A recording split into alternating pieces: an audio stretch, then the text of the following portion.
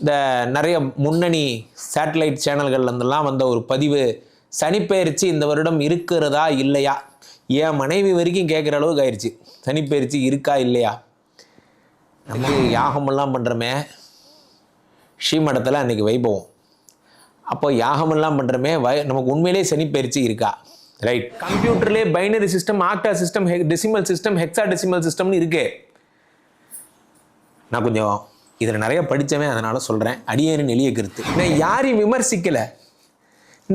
எது ப்ராக்டிகாலிட்டியோ, எது இன்றைய நடைமுறையோ அதை பின்பற்றுங்கன்னு சொல்கிறேன். சார் சும்மா அதெல்லாம் பேசுகிறேன் சார், திருக்கோயில் நிர்வாகத்திலே போட்டான் வரேன், அடுத்த பதில் அதுதான் உங்களுக்கு தான். இன்னைக்கு ஜிபிஎஸ் மேப்பு பண்ணி போடுறான், கிளிக் பண்ணால் வீட்டு வாசலில் கொண்டு போய் நிற்கிது. அதெல்லாம் தப்பு. அட்ரஸ் கேட்டு வர்றது தான் நம்ம பாரம்பரியம்பிங்களா? உலகெங்கிலும் இருக்கும் ஜோதிடர் யுகம் நேயர்கள் அனைவருக்கும் வணக்கம். நான் உங்கள் ராம்ஜி. ஒரு முக்கியமான விஷயம் நம்ம பார்க்கணும். இன்றைய தினத்தில் ஒரு பெரிய குழப்பம், நேற்று கூட ஒரு பெரிய சர்ச்சையெல்லாம் ஏற்பட்டது. இந்த நிறைய முன்னணி சேட்டலைட் சேனல்கள்லேருந்தெல்லாம் வந்த ஒரு பதிவு, சனிப்பெயர்ச்சி இந்த வருடம் இருக்கிறதா இல்லையா, என் மனைவி வரைக்கும் கேட்குற அளவுக்கு ஆயிடுச்சு. சனிப்பெயர்ச்சி இருக்கா இல்லையா? நம்ம பாட்டுக்கு யாகமெல்லாம் பண்ணுறோமே, ஸ்ரீமடத்தில் அன்றைக்கி வைபவம். அப்போ யாகமெல்லாம் பண்ணுறோமே, நமக்கு உண்மையிலே சனிப்பெயர்ச்சி இருக்கா? ரைட். இதுக்கு நேரடியாக 2 வார்த்தை சொல்கிறேன், 2-3 உதாரணம் சொல்கிறேன், உங்களுக்கு புரிகிற மாதிரியே சொல்கிறேன். What is the difference between திருக்கணித பஞ்சாங்கம் அண்டு வாக்கிய பஞ்சாங்கம்னு கேட்டிங்கன்னா அதுக்கு ஒரே பதில் என்னென்னா, வாக்கிய பஞ்சாங்கம் என்பது ரிஷிகளின் வாக்கு. எப்படி வாக்கு? ரிஷிகளின் வாக்கு அப்படியே எல்லா காலத்திலும் பலிக்கிறது. ஆனால் அதில் சில மாடிஃபிகேஷன்ஸ் இருக்குது. என்னென்னா, அன்றைய நாள் அன்றைய தினம் நாம் பயன்படுத்திய கோள்கள், நேரங்கள், நிமிட மணி முறைகள் என்பதெல்லாம் வேற. ஃபார் எக்ஸாம்பிள், நறுமுகையே நறுமுகையே நீ ஒரு நாழிகை நில்லாய் கேட்டிருப்பீங்க. இந்த நாழிகை நில்லாய்னா என்ன? ஒரு நாழிகை நீ நிற்க மாட்டியா? ஒரு பெண்ணை காதல் தலைவன் காதல் தலைவியை பாடுறான், நீ ஒரு நாழிகை. சரி, இப்படி போறீங்க. நாழிகைங்கிறது 26 நிமிஷத்தை விட்டுருங்க, நம்ம அதுக்கப்புறம் போகலாம். அதுக்கப்புறம் டெசிமல் சிஸ்டம் வந்துருச்சு. இப்போ சார் கம்ப்யூட்டர்லேயே binary system, octa system, decimal system, hexadecimal சிஸ்டம்னு இருக்கு. நான் கொஞ்சம் இதில் நிறைய படித்தவன், அதனால் சொல்கிறேன். அடியேனின் எளிய கருத்து. அப்படி இருக்கும்போது ஒரு சிவராத்திரி வருது, நம்ம என்ன சொல்கிறோம்? முதல் ஜாமம், 2ஆம் ஜாமம், 3ஆம் ஜாமம், 4வது ஜாமம்னு சொல்கிறோம். அப்போ ஜாமோன்னா யாரு? இது என்னடா புதுசாக இருக்குது ஜாமோன்னு? அப்போ ஜாமோங்கிறது இருக்குது. சரி, இதில் தான் இந்த வழின்னு போனீங்கன்னா நேரங்க மாநில. நான் ஒரு எளிய கேள்வி கேட்குறேன், நம்ம நேயர்கள் எல்லார்ட்டையுமே கேட்குறேன். இன்னைக்கு காலைல சூரிய உதயம் எப்போ உரிச்சுது? 5:55 அல்லது 6 மணிக்கு உதிச்சிருக்கும் இல்லையா? 24 மணி நேரம் சேர்ந்தால் ஒரு நாள் என்றும், 30 நாட்களை சேர்ந்தது ஒரு மாதம் என்றும், 3×12 360 நாள்களை சேர்ந்தது ஒரு வருடம், 365 ப்ளஸ் ஆர் மைனஸ் சேர்த்து வருடம் என்று தானே நம்ம பழகிறோம். அப்போ ஒரு நாளின் முடிவு என்பது 24 மணி நேரம். இதில் எது மாற்று கருத்து இருக்காதுன்னு நினைக்கிறேன். Can I get yes? I know it is yes. Okay. அப்படின்னா இன்னைக்கு காலையில் 6 மணிக்கு கிளம்பின சூரிய உதயம் நாளைக்கு காலையில் 6 மணிக்கு முடிஞ்சாதான் ஒரு நாள் முடிஞ்சுது இல்லையா? இல்லையா? அப்போ 12 மணிக்கு ஹாப்பி பர்த்டேன்னு இனிமேல் நீங்கள் சொல்ல மாட்டீங்க, அப்படி தானே? இனிமேல் ஹாப்பி நியூ இயர் 12 மணிக்கு உங்களுக்கு கிடையாது. 2025 ஹாப்பி நியூ இயர் இனிமேல் அடுத்த நாள் காலையில் 6 மணிக்கு மாற்றிடலாமா? இல்லை, எல்லாத்தையும் மாற்றிடலாமா? இனிமேல் எல்லாம் 6 மணிக்கு மாற்றிடலாம். அது எப்படிங்க நீங்கள் எல்லாத்தையும் மாற்றுவீங்க? வாக்கிய பஞ்சாங்கமும் திருக்கணிதமும் நம்ம ஜோதிட முறைகளில் நம்மளுடைய பாரம்பரியத்தை, சார் உங்கள் பாரம்பரியம் எது சார்? நீங்கள் நினச்சிட்டு இருக்கீங்க அஸ்ட்ராலஜி ப்ராக்டிஸ் பண்ணுறது இந்தியாவில் மட்டும்தான். இந்தியாவை சேர்ந்த சித்தர்களும் முனிவர்களும் மகரிஷிகளும் மட்டும்தான் அஸ்ட்ராலஜி ப்ராக்டிஸ் பண்ணிட்டு இருக்கோம்னு நினச்சிட்டு இருக்கோம். உங்களுக்கு தெரியுமா? உங்களுக்கு தெரியலன்னா கற்றுக்கோங்க. உலக நாடுகளில் 11 கிரகங்களை வச்சு ஜோதிடம் பார்க்குறாங்க. You know that? நெப்டியூன், ப்ளூட்டோ, புரியுதா? யுரேனஸ், நெப்டியூன், ப்ளூட்டோ வச்சு பயிற்சி அடைந்துருது. எல்லாரும் பார்க்குறாங்க. 11 கிரகங்களை வச்சு பார்த்துட்டு இருக்காங்க. அப்போ அவன்லாம் தெரியாதவன், நம்ம தான் தெரிஞ்சவன்னு வச்சுக்கலாமா? விஞ்ஞானம் விரைவு பேருந்தில் சென்று கொண்டிருக்கிறது. நீங்க அது திரும்பி பார்த்தால் தெரிகின்ற தூரத்தில் நீங்கள் இல்லை. அதை முதல்ல புரிஞ்சுக்கோங்க. விஞ்ஞானம் விரைவு பேருந்தில் சென்று கொண்டிருக்கிறது. நாம் இன்னும் தள்ளுவண்டி தள்ளி கொண்டிருக்கிறோம். ஓடுகின்ற உலகம் திரும்பி பார்க்கும் தொலைவில் நீங்கள் இல்லை நண்பர்களே. அது திரும்பி பார்த்தாலும் அதற்கு தெரிகின்ற தூரத்தில் நீங்கள் இல்லை, நாம் இல்லை. நம்ம அப்டேட் ஆகிட்டே வரோம். சரி, இது ஒரு உதாரணம். மருத்துவத்தில் ஒரு முறை தான் இருக்கா? அலோபதி இருக்குது, ஹோமியோபதி இருக்குது, சித்தா இருக்குது, யுனானி இருக்குது, ஆயுர்வேதம் இருக்குது, வர்மக்கலை இருக்குது, அக்குபஞ்சர் இருக்குது, அக்குப்ரெஷர் இருக்குது. ஒருத்தர் செம்பருத்தி பூவை எடுத்து பாலில் போட்டு குடித்தா இருதயத்துக்கு நல்லதுன்னு சொல்கிறான். அவன் சொல்கிறது கரெக்டு தான்.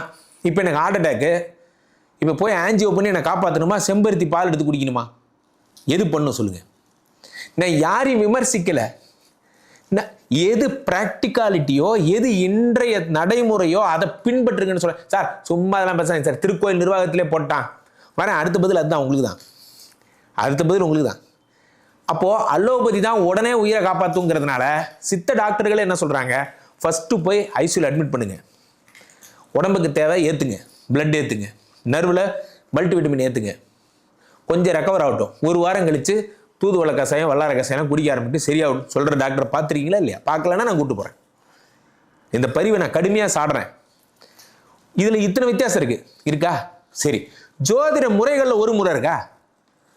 வாக்கியப்படி பார்க்குறவர் இந்த ட்ரெடிஷ்னல் அஸ்ட்ராலஜி ஒருத்தர் பார்க்குறார், ஒருத்தர் கேபி முறைன்னு ஒன்று ஆரம்பிச்சு வச்சு பார்க்குறார், இன்னொருத்தர் இல்லை அதெல்லாம் ஒன்றும் கிடையாது 27 நட்சத்திரமே பொய்ன்னு ஒருத்தர் சொல்லிட்டு இருக்காரு, இன்னொருத்தர் சொல்கிறாரு உச்ச நீச்சம் ஆட்சி நீச்சம் இதே ஒரு கிரகங்களுக்கு கிடையாது, நாங்கள் பார்க்குறது புது முறைங்கிறாங்க. எப்பா நீங்கள் எந்த முறை வேணால் எடுத்துக்கங்க, மக்களுக்கு தேவை ஒன்றே ஒன்று தான், எது பலிக்குது. எகிப்திய ஊடு முறைகள் பற்றி உங்களுக்கு தெரியுமா? தெரிலன்னா படிங்க, திரும்பவும் சொல்ல படிங்க. எகிப்திய ஊடு முறை மந்திரங்கள் என்ன சொல்கிறது? ஒரு போய் நிற்கிறாராம், ஒரு எகிப்திய மாந்திரிகவாதி வந்து அப்படி முகந்து பார்த்துட்டு பலன் சொல்கிறான். எப்படி நடந்தது தெரில. அவன் ஊரில் அது ஜோதிடம். எந்த ஊரில் எது ஜோசியங்கிறதுல நீங்கள் போகாதீங்க, அந்தந்த ஊருக்கு அது ஜோசியங்கிறது உங்களுக்கு புரிஞ்சா சரி. ஒன்று தெளிவாக புரிந்து கொள்ளுங்கள் நண்பர்களே, இந்த ஜோதிடம் தான் சிறப்பு என்று போகாதீர்கள். அந்தந்த ஊருக்குரிய ஜோதிடம் அந்தந்த ஊருக்கு சிறப்பு. அப்போது கோயில் நிர்வாகம் ஏன் இதை ஃபாலோ பண்ணது குறித்து? திருநள்ளாறு கோயிலே அறிக்கை விட்டானே. என்னென்ன அறிக்கை விட்டாங்க? வாக்கிய பஞ்சாங்கத்தின்படி இந்த வருடம் தமிழ் அது சனிப்பெயர்ச்சி என்பது இல்லை, அடுத்த வருடம் தான் சொல்கிறாங்க. ரைட், சந்தோஷம். வாக்கியத்துக்கும் திருக்கணிதத்துக்கும் என்னைக்கு முறைப்பட்டு வந்திருக்கு? மே 15ஆம் தேதி டிரான்சிஷன். யார்? மிஸ்டர் குரு. இல்லை கிடையாது, மே 18 தான் இன்னொருத்தன் சொல்கிறாங்க. சரி, மே மாதம் 19ஆம் தேதி 18ஆம் தேதி இரவு தான் ராகுகேது பயிற்சின்னு திருக்கணிதம் சொல்லுது. இல்லை ஏப்ரல் 23ஆம் தேதி தான் சொல்லி திருநாகேஸ்வரத்துலேருந்து இப்போ தான் செல்லப்பா சாரோட பேசிட்டு வரேன். இங்கே பாருங்க, என்னைக்கு எது மேட்ச் ஆயிருக்கு? திருக்கணிதம் சொல்வதை இங்கே ஒருத்தர் ஆற்காடு பஞ்சாங்கன்னு ஒன்று சுற்றிட்டு இருக்காரு தெரியுமா? அவர் என்ன சொல்கிறார் என்னைக்கு அது கேட்டிருக்கீங்களா? ஸ்ரீரங்கம் பஞ்சாங்கம் நீங்கள் ஒன்று இருக்குது தெரியுமா? தெரியாதவங்க தெரிஞ்சுங்க, நான் சொல்லித்தரேன் உங்களுக்கு. ஸ்ரீரங்கம் பஞ்சாங்கன்னு ஒரு பஞ்சாங்கம் இருக்குது, ஆற்காடு பஞ்சாங்கன்னு ஒரு பஞ்சாங்கம் இருக்குது, ஊருப்பட்ட பஞ்சாங்கம் இருக்குது. அப்போது ஒவ்வொரு பஞ்சாங்கத்தில் ஒன்று சொல்லுவான். நீங்கள் எல்லாத்தையும் கேட்டிங்கன்னா அவரவர் கணிப்பு. புரிஞ்சுக்கோங்க, அவரவர் மரபு கணிப்பு. அவ்வளோதான். இது அப்படி தான் புரிஞ்சுக்கணும். இவர் சொல்றது சரி, அவர் சொல்றது சரியில்லைன்னு சொல்லக்கூடாது. அவ்வளோ ப்ரிசிஷன் லெவல் நம்ம ஒன்றும் வளரலை. அதை ப்ரிசிஷன் ஆக்கிறதுக்காகத்தான் நம்ம வந்து திருக்கணிதம், திருத்தி எழுதிய கணிதம் என்று நம்ம ஃபாலோ பண்ணுவோம். இதில் நைட்டு 12 மணி ஆனால் அடுத்த நாள் மாறிடும். ஏன்னா உலகமே ஏற்றுக்கொண்ட முறை. வாங்க ஒன்றுத்துக்காக பதில் சொல்கிறேன். நீங்கள் வாக்கியப்படி பார்க்குறவங்கலாம் இனிமேல் 12 மணிக்கு ஹாப்பி பர்த்டேன்னு சொல்லக்கூடாது. வாக்கியப்படி பார்க்குற எல்லாரும் சூரிய உதயத்தை கணக்கு பண்ண இப்படி தான் நீங்கள் வேலை செய்யணும். உங்களுக்கு அதுக்கு இனிமேல் நாளிகை கணக்குன்னு பேசணும், ஜாம கணக்குன்னு பேசணும். ரைட்டா? இதுக்கெல்லாம் நீங்கள் ரெடியாக இருந்தால் பண்ணுங்கள். செகண்ட் திங் என்ன சொல்ல வரேன்னா, நான் சொல்ல மெயின் பாயிண்ட் என்னென்னா, இன்னைக்கு எங்கள் ஊரில் போய் கேட்டீங்கன்னா பாரதியார் பாடினார், காணி நிலம் வேண்டும் பராசக்தி கேட்கிறேன், அங்கே தென்னை மரங்கள் வேண்டும் பாட்டு பாட பெண்கள் பாடினார். அவர் காலத்தில் காணிங்கிற வார்த்தை இருந்ததா? உங்கள் காலத்தில் குழிங்கிற வார்த்தை இருந்ததா? எத்தனை குழி, எத்தனை அடி, எத்தனை வீச இருந்ததா? இன்னைக்கு எல்லாம் போச்சா? எத்தனை ஸ்கொயர் ஃபீட்னு மட்டும் தானே கேட்குறீங்க. ஏன் நீங்கள் பேச வேண்டியதானே? பழையபடியே பேசுங்க. இத்தனை குழி, எனக்கு 50 குழி இருக்குது, எங்கள் வீடு 50 குழி சொல்லுங்கள். எனக்கு 10 குழி வீடு. இதுக்கு பேர் தான் பித்துக்குழிங்கிறது. காலம் மாறுகிறது, தொழில்நுட்பம் மாறுகிறது, விஞ்ஞானம் விரைவு பேருந்தில் செல்லுகிறது. நாம் சரி, உங்களுக்கு புரியுற மாதிரி இன்னொரு விஷயம் சொல்கிறேன். உங்கள் வீட்டு அட்ரஸ் கொடுங்க. உங்கள் வீட்டு அட்ரஸ் கொடுங்க. சிதம்பரம் பக்கம் பஸ் ஸ்டாண்ட்லேருந்து விவேகானந்தர் குறுக்கு தெருன்னு சொல்லாதீங்க. உங்கள் பஸ் ஸ்டாண்ட்லேருந்து இத்தனை தூரம் இத்தனை வீடுன்னு சொல்லுங்கள். நான் பழைய காலத்து சிஸ்டம் இருந்தால் என்ன பண்ணியிருப்பேன், அங்கே ஒரு ஆயா கொயாக்கா வித்துட்டு இருக்கும். அதுக்கிட்ட வந்து இந்த மாதிரி சொன்னாரேம்மா எங்கம்மா இருக்கு, அங்கே ஒரு பொட்டி கடைக்காரர் இருப்பார், அங்கே ஒரு ஆட்டோ ஸ்டாண்ட் இருக்கும். உங்கள்கிட்டலாம் விசாரித்து பொறுமையாக அவங்க வீட்டை கண்டுபிடிச்சி வர்றதுக்கு எனக்கு 1/2 மணி நேரம் ஆகும். இன்றைக்கி ஜிபிஎஸ் மேப்பு பண்ணி போடுறான், கிளிக் பண்ணால் வீட்டு வாசலில் கொண்டு போய் நிற்கிது. அதெல்லாம் தப்பு.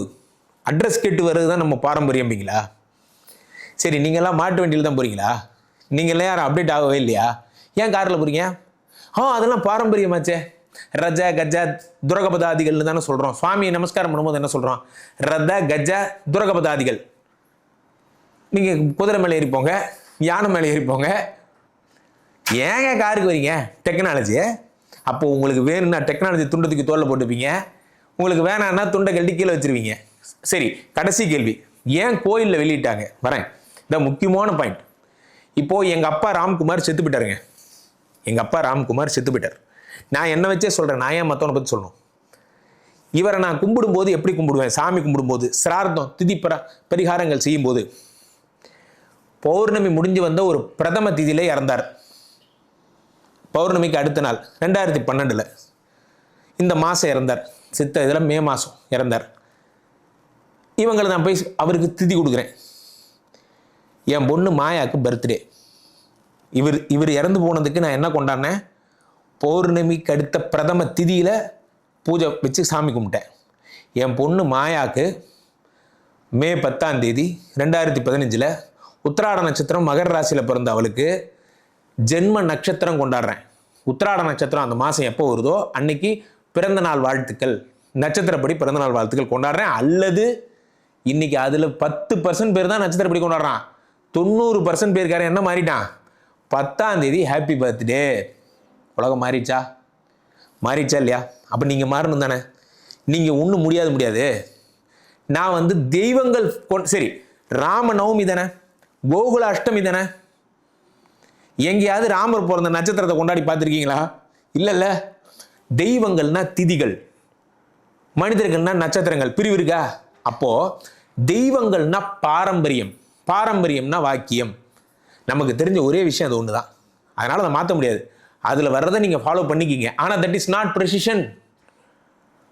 ப்ரிசிஷன். ஆனால் அது பழைய காலத்து முறை, சம்பிரதாயம் என்பதால், நல்லா புரிஞ்சுக்கணும், சம்பிரதாயம் என்பதால் வாக்கியத்தை பின்பற்ற வேண்டிய கட்டாயத்தில் நீங்கள் இருக்கிறீர்கள். பஞ்சாங்கம் எங்கே வந்து நிற்கிதுன்னா, என் மனைவிட்ட அழகாக சொன்னேன், நாம் சனிப்பெயர்ச்சி பார்ப்பது சனி திருநள்ளாறு கோயிலில் நல்லா இருப்பாரா இல்லையான்னு தெரிஞ்சுக்கிறதுக்கா, இல்லை சனி என் வாழ்க்கையில் என்ன பண்ணுவார்னு தெரிஞ்சுக்கிறதுக்கா? சனி என் வாழ்க்கையில் என்ன பண்ணுவார்னு தெரிஞ்சுக்கிறது நான் பார்க்குறேன்.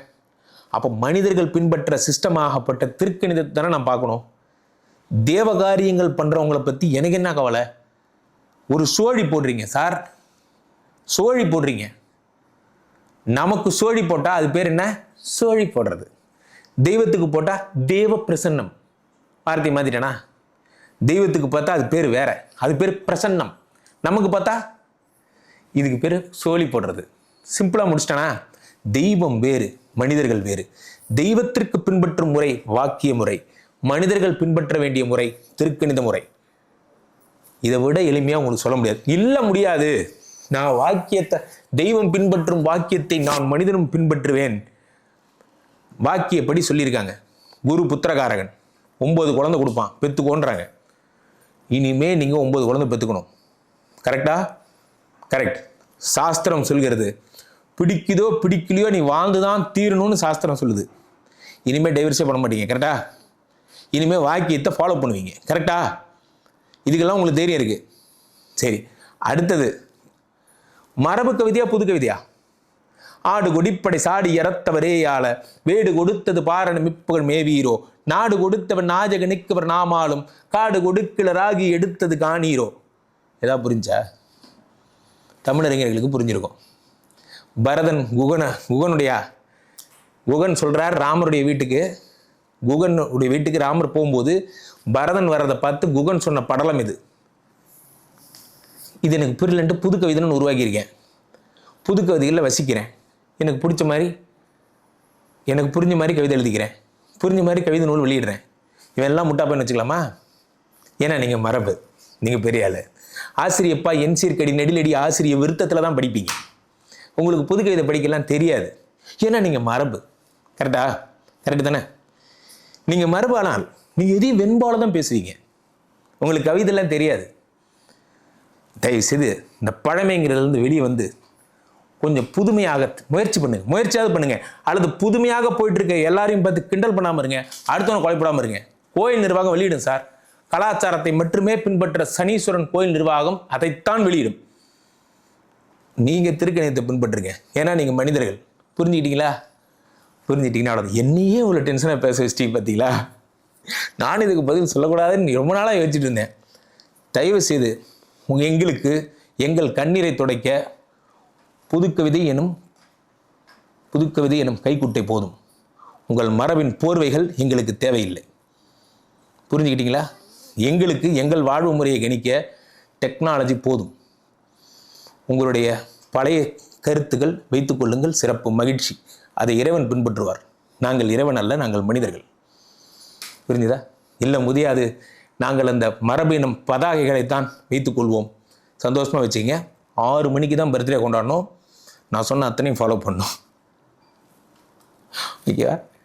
திரும்பவும் சொல்கிறேன், ரொம்ப ஜாலியாக பேசுகிறேன். என்னையோ கோவப்படுத்திட்டீங்க பார்த்தீங்களா? குழம்பிக்காதீங்க.